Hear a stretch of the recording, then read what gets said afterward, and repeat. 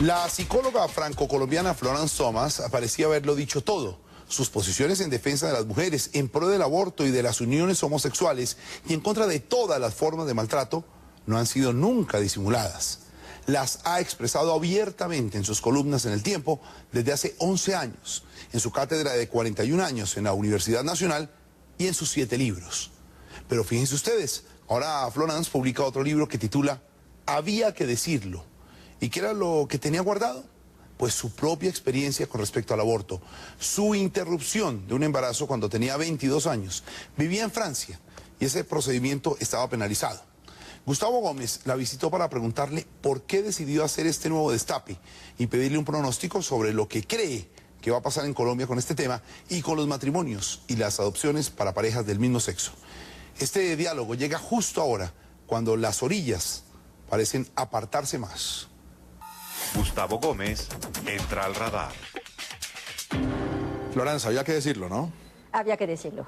¿Por qué había que decirlo? ¿Por qué no lo seguimos callando un tiempo? Había que decirlo porque lo que se dice ahí es difícil decirlo. Había que encontrar las palabras para decirlo, porque finalmente este evento que cuento ahí, un evento que ocurre para millones de mujeres en el mundo y para miles de mujeres en Colombia, es un evento a veces indecible. ¿Qué diferencia hay entre la interrupción del embarazo y el aborto? ¿No es un eufemismo? Sí, un poquito, pero pues, porque no se llama solamente interrupción del embarazo, se dice interrupción voluntaria del embarazo. Correcto. Es decir, muestra una voluntad de la mujer, una mayor autonomía de las mujeres para decidir sobre su cuerpo. Yo tengo la impresión de que a veces cuando se habla del aborto, el hombre se siente como tocado porque siente alguna culpabilidad y la mujer, que es la que realmente está efectuando o propiciando la acción concreta, no se siente tan culpable. ¿Por qué? Porque finalmente los hombres participan en este, es decir, participan de este hecho, de un embarazo. Uno no se embaraza sola, ¿cierto? Y entonces siempre... No todavía. Todavía no. No, y espero que nunca.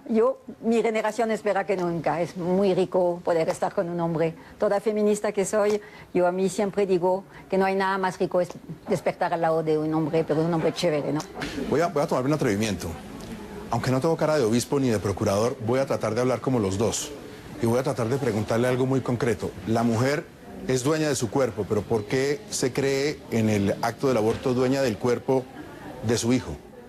Porque todavía no es su hijo. Yo creo que no hay que confundir, no hay que tener cuidado con el vocabulario. A mí me han tratado de asesinas de niños, por ejemplo. Yo les digo, yo nunca he sido asesinada de un niño. Es decir, hay un embrión y hay un feto. Y hay un recién nacido cuando nace. Y uno se vuelve madre frente a este recién nacido. ¿Cuándo hay vida? ¿Ah? ¿Cuándo hay vida? Cuando hay vida desde el principio. Pero no confundemos vida biológica con vida humana.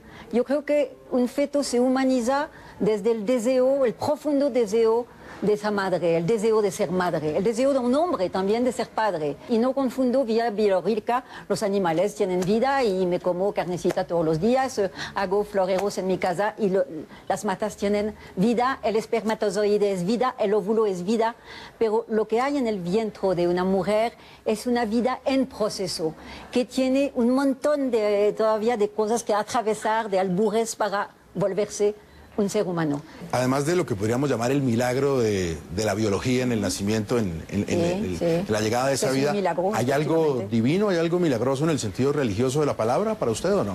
Yo no confundo, yo creo que hay que sacar este problema de la moral, como lo del matrimonio gay, hay que sacarlo del ámbito de la moral. Estamos trabajando por derechos. Yo lucho por los derechos y escribo cada vez que hay una falta de derechos para las mujeres. Voy a volver a hablar con el procurador y los derechos del niño. Monseñor procurador. Sí, señora. ¿Los derechos del niño dónde quedan? Evidentemente quedan cuando nace. Ahí es un niño. Antes es un ser en proceso. Es una vida en proceso. ¿Sí? Es decir, yo creo que finalmente cuando me tratan de asesina de niño, yo digo, yo no entiendo lo que me dicen, porque si hay algo que justamente defiendo son los niños. Porque pienso que un niño tiene absolutamente el derecho a una vida digna, feliz, esperada, es decir, con una madre que lo haya proyectado en el futuro, y no un niño que va a tener padre y madre finalmente, que va a ser huérfanos de padres simbólicos. Florence, oí que el otro día usted hablaba de eso, del hijo no deseado y de cómo si ese hijo no deseado no llega a la vida es posible que no llegue a las calles donde esté en contacto con el delito. ¿Eso no es un poco como eugenesia social? ¿No suena un poquito como duro? No, yo creo que no. Hay una investigación norteamericana muy interesante de dos economistas que han demostrado que en los países donde ya hay 20 años de legalización total del aborto son los países que tienen la tasa de homicidios más baja. Es bien interesante. No es tal vez... Y no es una coincidencia. Y no es una coincidencia. Es decir, eso es bien interesante. Y en Francia, por ejemplo, donde hace 35 años que el aborto está totalmente legalizado, quiero decirles entre paréntesis que al pie del Vaticano el aborto está totalmente legalizado. En Italia, al pie del Vaticano, ¿sí? Porque finalmente es penalizado el aborto aquí en Colombia actualmente, menos para 3 excepciones, ¿cierto? Es penalizado. Pero es una ley que no tiene ninguna función social. ¿Cuántas mujeres están en la cárcel por un aborto aquí? 2, tal vez 1 o 2, no más. Y hay 350.000 mujeres que abortan clandestinamente, ilegalmente en Colombia cada año. Su vida. Entonces es una ley que no tiene ninguna función. Tiene derecho para usted. Sirve, hay que erradicarla. ¿Tiene derecho para usted el médico también a decir yo no quiero practicar el aborto? Por supuesto, ¿Es respetable? Eso existe y es respetable absolutamente. Toda persona que le parece que eso es insoportable, que no se puede hacer, que un médico tiene todo el derecho de decir no a una mujer, me parece muy bien. Es decir, y ¿sabe lo que le digo a los obispos ahora? Les digo... Dígamelo a mí, que ya he estado de obispo 2 veces. Señor obispo, haga bien su trabajo. Y ninguna mujer católica absolutamente convencida va a abortar. La ley no obliga a ninguna mujer. Florence Thomas nunca obligó a una mujer a abortar. ¿Sí? Simplemente quiero que las mujeres decidan sobre su propio cuerpo. Florence, la mujer, tengo yo la impresión, es muy fuerte para soportar el dolor físico, es más resistente que el hombre, pero ¿qué tan buena es para soportar el dolor de un episodio de aborto y para sobrevivir a él y llevarlo a hombros toda la vida? Evidentemente, más un aborto es clandestino e ilegal, más va a ser duro soportar, porque además del dolor físico va a ser todo un dolor subjetivo, y va a ser el peso de la culpa, el peso de la mirada de los otros. Es un evento que en general se vive en silencio. Ahí cuento, hay un capítulo, tú lo has visto, donde finalmente cuento un aborto mío, y lo digo ahí frente a todo el mundo. Es decir, en 1965, en París, 10 años antes de la legalización del aborto, y comparo un poco París 1965 con Colombia 2010, ¿sí? A pesar de que las maneras como se procede actualmente para hacer un aborto son muy distintos hoy día que en 1965. ¿El golpe psicológico es igual? El golpe psicológico es igual. Si estuviera hoy, bueno, aunque estas cosas de que si hubiera sido, hubiera pasado, sí. Pero si estuviera hoy abocada a una situación como la que vivió en ese 65, ¿volvería a tomar la misma decisión? Sí, absolutamente sí. ¿No tiene curiosidad de pensar qué hubiera pasado con ese niño? No, absolutamente no estaba lista para ser madre.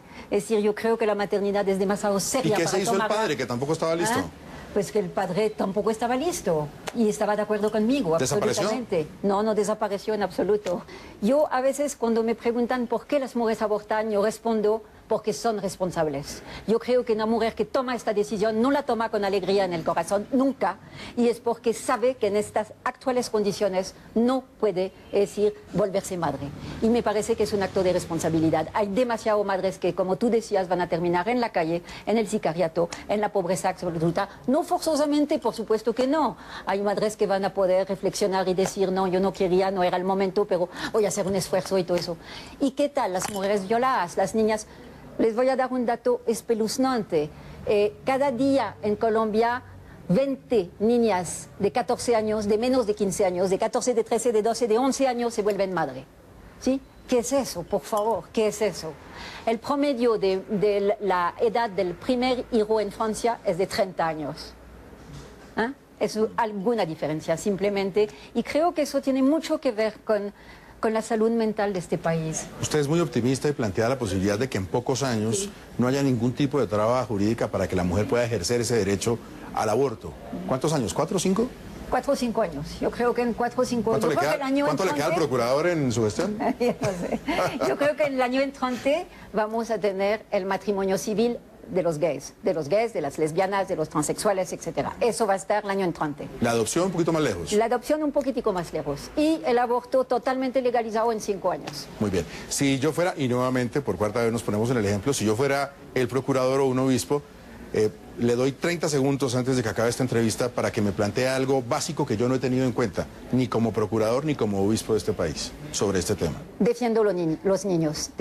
Yo creo que todo niño tiene derecho a haber sido esperado desde la alegría, desde la felicidad, desde una proyección en el futuro, desde el deseo. Yo creo que es fundamental para las mujeres desear ser madre en un momento oportuno.